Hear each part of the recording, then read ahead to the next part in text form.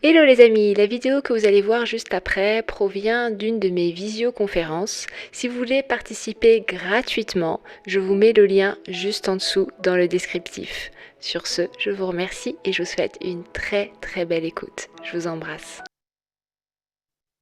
Et ça aussi, c'est une question d'attitude. Aimer, c'est une attitude.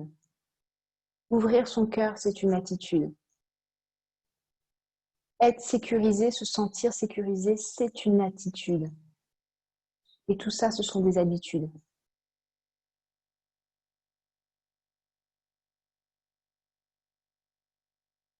Ok? Alors, je vais regarder un petit peu s'il y a des questions.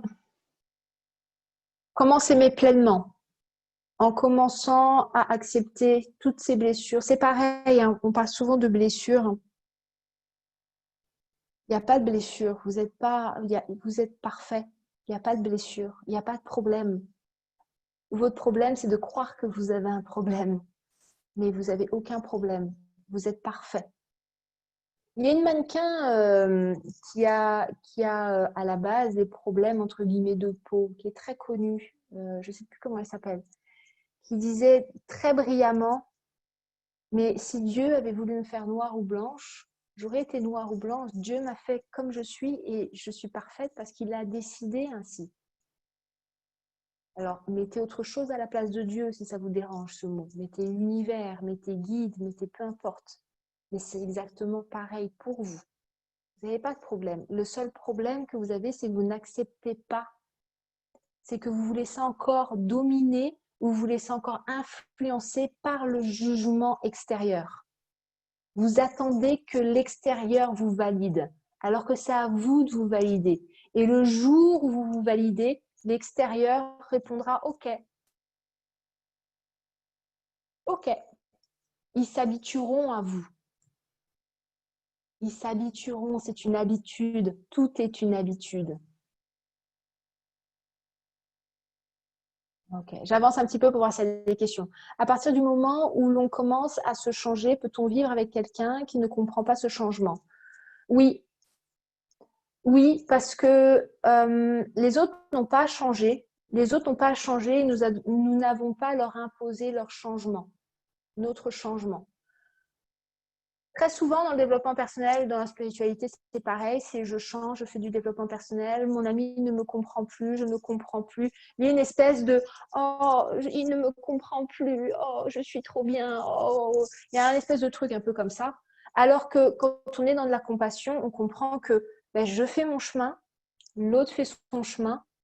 Et justement, le fait de ne pas forcément avancer ensemble, de ne pas forcément avoir les mêmes besoins, enfin, de ne pas forcément développer les mêmes compétences, ben, nous permet d'être encore plus dans la compassion et nous permet d'aller encore plus dans l'intimité. Donc oui, c'est pas parce que l'autre ne fait pas de développement personnel ou ne fait pas forcément son travail sur lui. Il y a plein de gens qui n'ont pas forcément besoin de faire un travail sur eux parce qu'ils vont très bien, parce qu'ils s'acceptent tels qu'ils sont, parce que voilà, parce qu'ils tout simplement ils décident de ne pas en avoir besoin. Et c'est pleinement OK, c'est à nous aussi de les accepter. C'est pas, on n'a pas à imposer certaines choses. Par contre, on a à apprendre à accepter. C'est dingue parce que dans la spiritualité, autant que dans le développement personnel, on parle énormément d'acceptation. Mais quand il s'agit de notre partenaire, je sais pas, il y a un truc où il n'y a plus d'acceptation. Il doit faire, sinon c'est pas bon. Justement, c'est un magnifique terrain de jeu. J'ai face à moi quelqu'un qui m'envoie mes propres résistances.